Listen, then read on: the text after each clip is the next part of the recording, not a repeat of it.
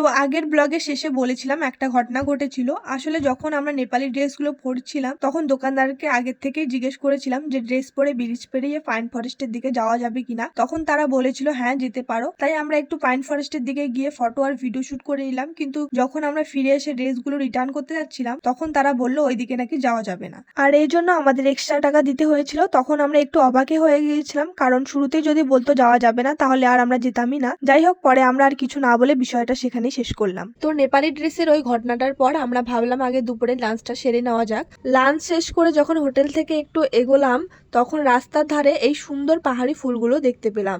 দেখে তো মনে হচ্ছিল কয়েকটা যদি বাড়ি নিয়ে যাওয়া যেত। তারপর আমরা সেখান থেকে বেরিয়ে চলে এলাম এই মনেস্ট্রিটাতে। মনেস্ট্রিটা একেবারে শান্ত পরিবেশে ঘেরা, এমন জায়গায় এলে সত্যি মনটা অনেক হালকা হয়ে যায়। তারপর আমরা আবার বেরিয়ে একটা ভালো ক্যাফে খুঁজছিলাম, ঠিক তখনই মিরিক বাস স্ট্যান্ডের সামনে একটা দোকান থেকে আমার ননদ আমাকে একটা কিচেন গিফট করলো, কারণ সেদিন ছিল উমেন্স ডে। এরপর আমরা চলে এলাম এই সুন্দর ক্যাফেতে, যেটা একেবারে মিরিক লেকের সামনে। এই ক্যাফেটা আসলে নানা রকমের চায়ের জন্য খুব ফেমাস, কিন্তু তখন আমাদের চা খাওয়ার মুড ছিল না, তাই আমরা দুটো কেক নিলাম। ব্রাউনিটা কিন্তু বেশ ভালোই টেস্ট ছিল। এই ক্যাফেটা লেকের একেবারে লাগোয়া, তাই এখান থেকে মিরিক লেকের ভিউটা দারুণ লাগছিল। আমি একটু চারপাশে ঘুরে জায়গাটা দেখছিলাম, তারপর আমরা একটু মিরিক টাউনে ঘুরে নিলাম আর বাড়ি ফেরার আগে ঢুকে পড়লাম আরেকটা ক্যাফেতে। এই ক্যাফেটাতে ঢুকেই কেন জানি লন্ডনের ভাইব পাচ্ছিলাম। ক্যাফেটার প্রতিটি কোণা খুব সুন্দর করে সাজানো ছিল। তারপর আমরা অর্ডার করলাম কিমবাব, পিৎজা আর কোল্ড কফি। আমি প্রথমবার কিমবাব ট্রাই করলাম, আমার আর আমার ননদের তো ভালোই লেগেছিল, কিন্তু আমার হাজব্যান্ডের আর ভাইয়ের একদমই ভালো লাগেনি। তারপর আমরা ক্যাফে থেকে বেরিয়ে হাঁটতে হাঁটতে গাড়ির দিকে যাচ্ছিলাম। সন্ধ্যার সময় মেরিকে হাঁটতে সত্যি খুবই ভালো লাগছিল। আমি তখন আমার প্রিয় মানুষটার হাত ধরে হাঁটছিলাম, কিন্তু একটু পরেই সে আবার আমার হাত ছেড়ে আমার ভাইয়ের সাথে কোথায় যেন চলে গেল।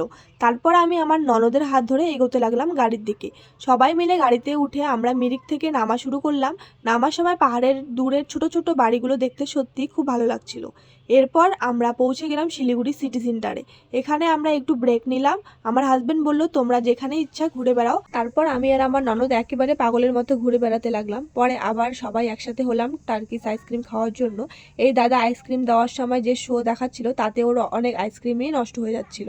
সিটি সেন্টারের বাইরে আবার সেই ভাইরাল কাশ্মীরি চুড়িগুলো দেখতে পেলাম। এগুলোর কালারগুলো এত সুন্দর ছিল যে মনে হচ্ছিল সবই নিয়ে নেই।